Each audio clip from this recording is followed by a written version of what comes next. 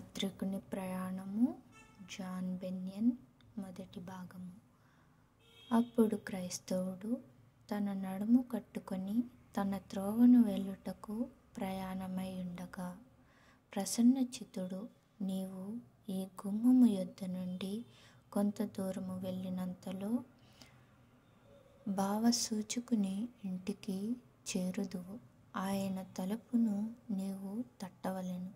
అప్పుడు ఆయన నీకు దివ్యమైన వస్తువులను కనుపరిచినని చెప్పెను. కాబట్టి క్రైస్తవుడు తన స్నేహితుని వద్ద సెలవు పుచ్చుకొనగా, ఆయన తిరిగి, దేవుడు నీకు శుభ ప్రయాణము దయచేయుగాక అని క్రైస్తవుని దీవించెను.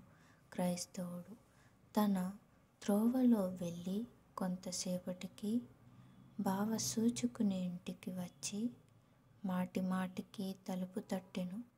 తుదకు ఒకడు గుమ్మము దగ్గరకు వచ్చి, నీవు ఎవడువు అని అతని అడిగెను. క్రైస్తవుడు, అయ్యా, ఇదిగో నేను ప్రయాణస్తుడును.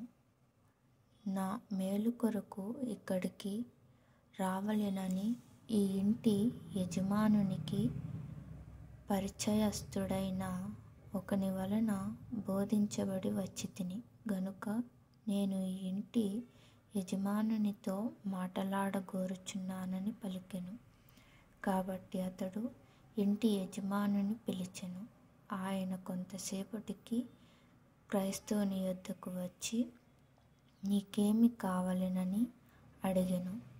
అందుకు క్రైస్తవుడు, అయ్యా, నేను నాశన పట్టణము నుండి వచ్చి సియోను కొండకు వెళ్ళుచున్నాను.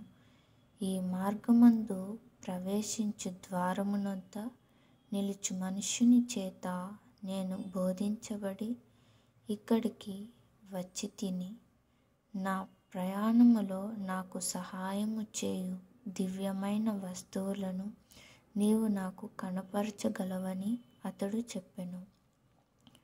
భావసూచకుడు, లోపలికి రా, నీకు ఉపయోగమగు వాటిని నీకు కనబరచెదనని పలికి, దీపము వెలిగించుమని తన పనివానితో చెప్పి, నా వెంట రమ్మని క్రైస్తవునికి సెలవిచ్చి అంతఃపురంలోనికి అతని తీసుకుని వెళ్ళి ఒక తలుపు తీయమని తన పనివానికి ఆజ్ఞాపించెను.